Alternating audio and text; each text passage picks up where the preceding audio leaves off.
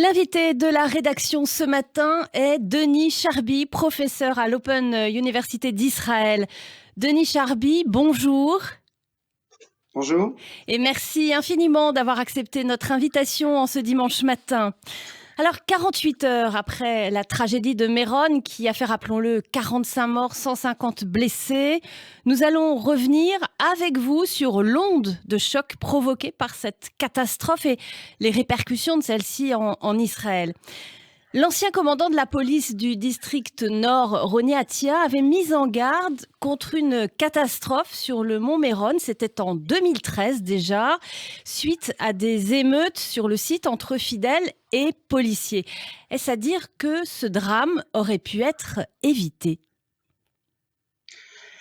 Écoutez, c'est toujours un petit peu prétentieux que de dire comme ça d'aplomb. Je suis pas un spécialiste, je n'ai pas étudié la question, même si bien entendu toute la presse depuis vendredi ne cesse de nous abreuver justement de catastrophes antérieures, de rapports qui ont été émis par le contrôleur de l'État. Tout semble montrer que depuis des années, on nous avertit que il y avait un risque de catastrophe.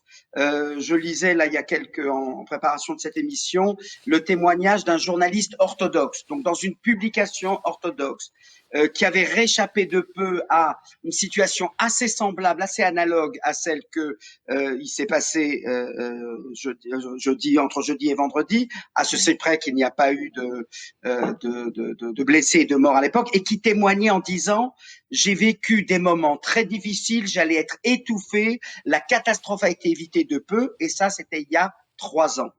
Donc, je dirais que de manière générale, bien sûr qu'une catastrophe peut être évitée, et de ce point de vue-là, même si le temps maintenant n'est pas encore au compte, on ne peut pas uniquement, et que maintenant, effectivement, le discours est à l'unité, on en parlait tout à l'heure, il reste que des décisions doivent être prises, des enquêtes doivent être menées, et je dirais à tous les niveaux, pas uniquement au niveau de la police, au niveau de l'organisation locale.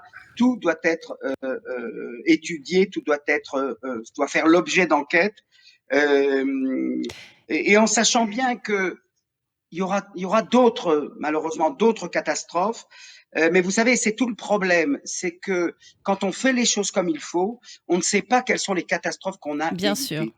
Et voilà. Et je pense qu'Israël est tout à fait capable de le faire. Il y a une culture de tout ira bien, yé besséder, faites confiance, appuyez-vous. Voilà, il y a toute une culture qui existe depuis longtemps dans ce pays, qu'il faut secteur par secteur, de l'armée à la police, en passant par voilà, personne n'en est indemne pour voilà, que nous ne sachions pas les catastrophes qu'on aurait pu éviter si toutes les mesures avaient été prises. C'est ça le problème. Le problème, c'est que quand on fait les choses comme il faut, eh bien, on passe au-dessus, on les surmonte, mais on ne le sait pas. Et c'est pour ça que voilà, il y a cette tendance, cette tentation de se dire oh les choses vont s'arranger, etc. Et là, incontestablement, il y a des éléments qui sont communs à toutes les catastrophes, mais bien entendu qu'il y a aussi des éléments tout à fait spécifiques au lieu et à la manière dont les choses sont gérées. Exactement. Alors, Denis Charby, responsable mais pas coupable. Je suis responsable, mais responsabilité ne signifie pas culpabilité. C'est le message publié hier soir par le ministre israélien de la Sécurité publique, Amir Ohana, sur sa page Facebook. Amir Ohana qui a précisé qu'il s'exprimerait publiquement devant les caméras une fois les morts enterrés. Alors, est-ce que vous avez une idée de ce que va pouvoir dire le ministre de la Sécurité publique pour expliquer ce drame ? Qu'est-ce qui se cache derrière cette formule « responsable mais pas coupable » ? Et selon vous, Amir Ohana risque-t-il son poste, tout simplement ? Alors, je dirais 2 choses. D'abord, je pense que pour les auditeurs français, responsable mais pas coupable vous rappelle ça quelque nous parle, chose. Hein. Oui. Ça me rappelle le propos de Fabius l'affaire du sang contaminé. Absolument. Du sang contaminé. Voilà, donc je pense que la mémoire des auditeurs est aussitôt éclairée. Écoutez, moi je vais vous dire, et c'est pas personnel, je ne connais pas Amir Ohana et quoi que je puisse penser de son action lorsqu'il était ministre de la Justice ou ministre de la Sécurité intérieure, moi je voudrais dire une chose. Aucun homme politique en Israël n'a jamais estimé qu'il était responsable de quoi que ce soit et n'a jamais démissionné. Le seul que je connaisse pour l'avoir fait, c'était Yitzhak Rabin en 1977. Et pour ne rester non pas dans le domaine politique, non pas dans le domaine diplomatique, non pas même d'ailleurs dans le domaine de la sécurité, restons-en dans tout ce qui concerne les catastrophes de ce type. Jamais personne au niveau politique n'a jamais payé. Et je dirais, et là, c'est encore une fois ni droite ni gauche. En 1973, lorsqu'on a fait une commission d'enquête nationale sur la guerre du Kippour, il avait été précisé que seule l'armée serait examinée et pas le personnel politique. Je pense que la racine de cette culture-là commence là déjà en 1974 avec la commission à Granade. Qu'est-ce que je peux ajouter d'autre? Écoutez, de toute façon, en ce qui concerne le sort politique de Amir Ohana, je serais tenté de dire que ça ne fait pas partie de sa culture politique. Voilà, ça ne fait pas partie de sa culture politique. À un moment où, de toute façon, le gouvernement va tenir encore quelques mois, quelques semaines, il pourrait, dans un autre contexte politique, il pourrait tirer une certaine gloire de dire, voilà, je prends la responsabilité et je vais jusqu'au bout de cette responsabilité.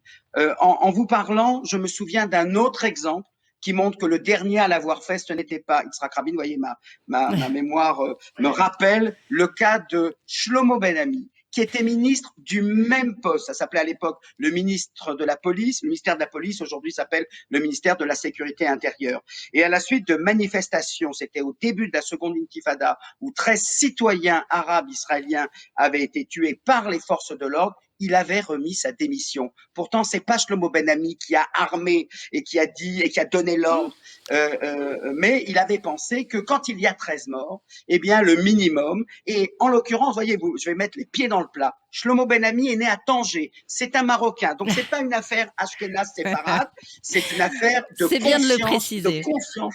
Voilà, exactement, tout à fait. Et c'est hasard, hein. Ça aurait pu être un autre ministre, ça aurait pu être Shlomo Ben-Ami aurait pu naître à Vienne, mais voilà, il se trouve qu'il est né à Tanger, il vient du Maroc, il a eu le même parcours, si ce n'est que dans le cas de Shlomo Ben-Ami, c'est pas son histoire ici qui maintenant importe, non seulement il a démissionné, il s'est même retiré de la vie politique. Alors voilà, moi je dirais qu'au-delà du cas personnel de Amir Ohana, et peut-être qu'il nous surprendra, après tout, on peut toujours avoir confiance en l'homme, je dirais que c'est une question de culture politique. Et là ça peut faire partie d'ailleurs des méfaits du système proportionnel.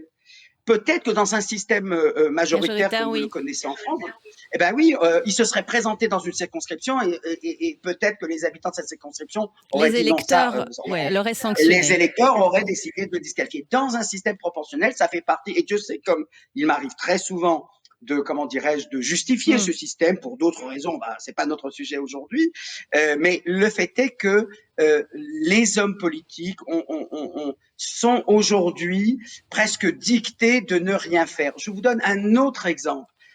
Quand un ministre est condamné en prison, eh bien, en général, il est plutôt préférable qu'il ne revienne pas dans la vie politique, même s'il a déjà payé. Alors c'est peut-être aussi une question d'âge, mais Aryeh Deri a été condamné, a fait de la prison, il est sorti, il est dans la vie politique, il est ministre de l'Intérieur, et Ehud Olmert, qui est pas meilleur, hein, mais Ehud Olmert, alors il était peut-être plus âgé sans doute, mais il s'est retiré de la vie politique. On peut l'entendre, il peut donner des interviews, il a écrit ses mémoires, mais voilà, je suis heureux que vous me laissiez m'exprimer là-dessus. C'est le fait est que dans la vie politique israélienne, on a appris depuis des années à ne pas payer. Alors on s'acquitte d'une belle formule, je suis responsable mais pas coupable. C'est pas à lui de le dire. C'est pas à lui de le dire. Il a à dire, on va mettre une commission d'enquête et cette commission d'enquête établira les responsabilités dont la mienne. Et peut-être cette commission le dispensera d'une enquête. Alors justement, Denis Charbit, Benyamin Netanyahou a promis dès vendredi une enquête exhaustive sur ce drame. Alors, si cette enquête d'aventure pointe du doigt un manquement ou une négligence ou une faille dans le dispositif de sécurité, quelles pourraient être les conséquences, là, plus sur Amir Ohana, mais sur l'avenir politique de Benyamin Netanyahou? Vous avez en partie répondu à la question. Alors, d'abord une précision sur les termes, mais là c'est de l'hébreu comme on dit. Il n'a pas parlé d'enquête, qui est un mot bien précis, il a employé le mot de vérification. Une D'accord. vérification, c'est pas une enquête. Et nous avons en Israël, nous sommes une démocratie vivante, dynamique et dotée d'institutions qui existent déjà depuis fort longtemps. Nous avons cette institution qu'on appelle une commission d'enquête nationale, Vadat Hakira Mamlarti. Eh bien, c'est celle qui a enquêté sur Sabra et Shatila. On peut donner plein d'exemples sur la guerre du Liban, la deuxième guerre du Liban, et pas uniquement sur des sujets d'ailleurs militaires. Donc c'est ça qui est aujourd'hui exigé. Il n'y en a pas eu pour l'incendie du Carmel il y a quelques années. Donc c'est ça qui est espéré.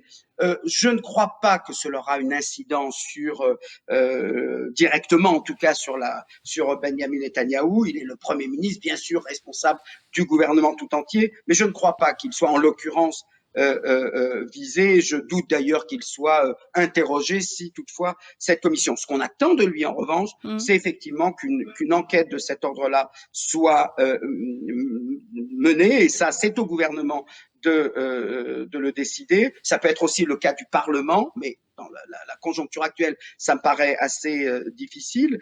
Mais il faut bien comprendre les raisons pour lesquelles on est aujourd'hui dans l'opinion publique israélienne un peu pessimiste, c'est parce que, vous savez, une commission d'enquête, c'est fait par des juges indépendants, totalement indépendants du pouvoir politique. Et là, vous l'avez bien compris, toucher à cette question de Armeron, c'est également nettoyer la table sur tout ce qui concerne ce que beaucoup, et je sais bien que c'est peut-être un peu trop tôt, on peut dans quelques jours en parler plus longuement, mais ce qu'on a de plus en plus le sentiment, non pas à propos de la communauté orthodoxe, non, à propos des autorités orthodoxes, ce qui n'est pas la même chose. Non, Il ne faut pas absolument. confondre, je ne Oui. confondrai jamais. C'est eux qui payent aujourd'hui. Ce ne sont pas les laïcs qui payent aujourd'hui, ce sont eux qui ont été les victimes, les premières victimes de ce drame.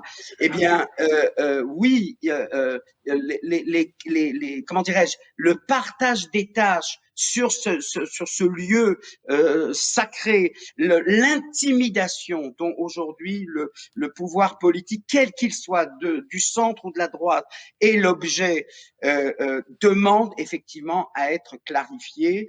Et il faut espérer qu'une commission d'enquête soit menée. Je vous le dis encore une fois, aujourd'hui, le sentiment est qu'il n'y aura rien. On va faire une commission, bien entendu, mais qui n'aura pas la même autorité, le même pouvoir. On le fait dans des grandes affaires. On l'a fait, par exemple, après Yitzhak Rabin. Quand il a été assassiné, on a fait une commission d'enquête judiciaire. C'est ça qui compte. Une commission d'enquête, tout dépend. Vous savez, là, c'est des questions d'autorité.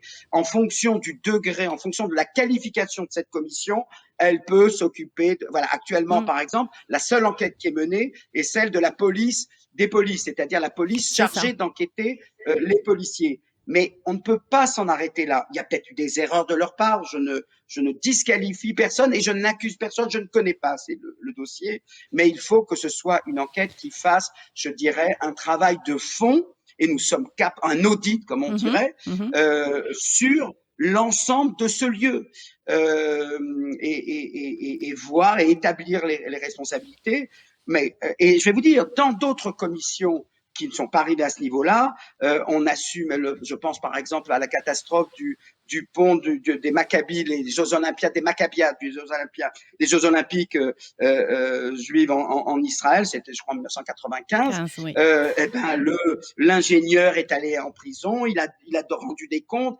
Mais c'est toujours tout en bas. Oui, c'est ça. On ne demande pas au ministre d'aller en prison, mais à avoir un discours beaucoup plus courageux. D'autant que, mais dans ma culture politique, une démission, c'est un acte de courage. Et c'est de rester au pouvoir qui est la véritable démission morale. Eh bien, c'est sur cette conclusion, Denis Charby, que s'achève notre entretien. Merci infiniment, encore une fois, d'avoir été en direct en ce dimanche matin pour parler donc de ce drame, de cette tragédie de Meron et des répercussions sur la société israélienne. Très belle journée à vous. Merci beaucoup. Ça, c'est uniquement